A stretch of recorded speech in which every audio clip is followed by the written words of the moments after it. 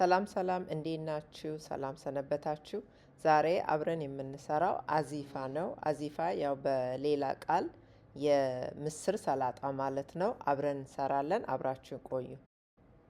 አዚፋ አሁን ሲሰራ ሰዎች ቲማቲም ይጨምራሉ፣ ካሮት ይጨምራሉ፣ ሌላ ነገር ይጨመራል። እኔ ግን እማቀው እንደዚህ ነው። ስለዚህ ሙያ እንደየቤቱ ሊሆን ይችላል።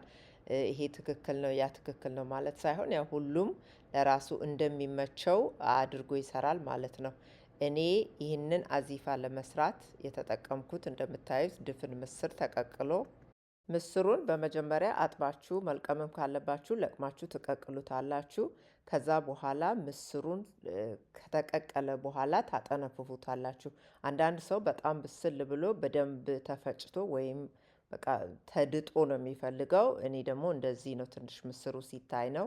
ለዛ ነው እንደዛ የተውኩት። ስለዚህ እናንተ እንደሚመቻችሁ ማድረግ ትችላላችሁ። ከዛ በኋላ ቃሪያና ሽንኩርት በጣም በደቃቁ የተከተፈ ያስፈልጋል። ምስሩን ካጠነፈፋችሁ በኋላ በምትቀላቅሉበት እቃ ላይ አድርጋችሁ በደቃቁ የተፈጨውን ቃሪያ ሽንኩርት ትጨምራላችሁ። ከዛ በኋላ ደግሞ ቁንዶ በርበሬ፣ ጨው፣ ዘይት፣ ሎሚ እናረግበታለን። በተጨማሪ ደግሞ እኔ እዚህ ጋር የተጠቀምኩት ኮሮሪማና ሚጥሚጣ ተጠቅሜያለሁ። ሚጥሚጣ ያው እንደምትፈልጉት። ቃሪያው በመጀመሪያ ደቆ የተከተፈው የሚያቃጥል አይደለም።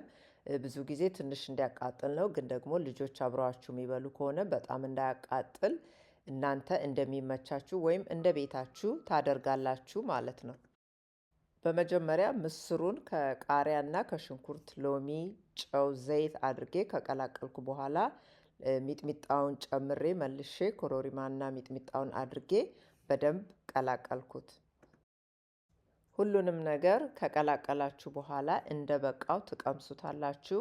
ጨውም ምናልባት ሚጥሚጣም ተጨማሪ የምትፈልጉ ከሆነ ምናልባት ሎሚም የሚያስፈልገውን ነገር ትቀምሱና በደንብ አድርጋችሁ ከቀላቀላችሁ በኋላ ዝግጁ ይሆናል ማለት ነው። የምትፈልጉ ከሆነ ፍሪጅ ውስጥ ማደር ይችላል። ፍሪጅ ውስጥ አድሮም መበላት የሚችል ነው። አዚፋ ለዛሬ ተሰርቶ ለነገም ልንጠቀመው የምንችለው ነው።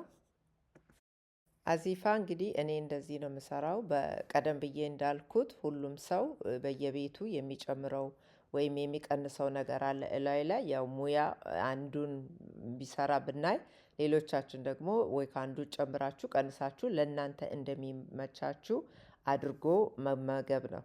ሌላው ደግሞ ይሄ እንደዚህ ሆኖ ከሌላ ምግብ ጋር መበላት ይችላል። የግድ ከእንጀራ ብቻ ሳይሆን እንደ ሳይድ ዲሽ ሆኖም መበላት የሚችል ነው። ዛሬ አብራችሁኝ ስለነበራችሁ በጣም አመሰግናለሁ። በሚቀጥለው ጊዜ በሌላ ቪዲዮ እስከምንገናኝ ሰላም ሁኑ። ይህንን ቻናል ለመጀመሪያ ጊዜ የምታዩ አዲስ የሆናችሁ ሰዎች ቻናሉን ሰብስክራይብ አድርጉ፣ ቤተሰብ ሁኑ፣ የደወል ምልክቷን ተጫኑ። በሚቀጥለው ጊዜ በሌላ ቪዲዮ እስከምንገናኝ ሰላም ሁኑ።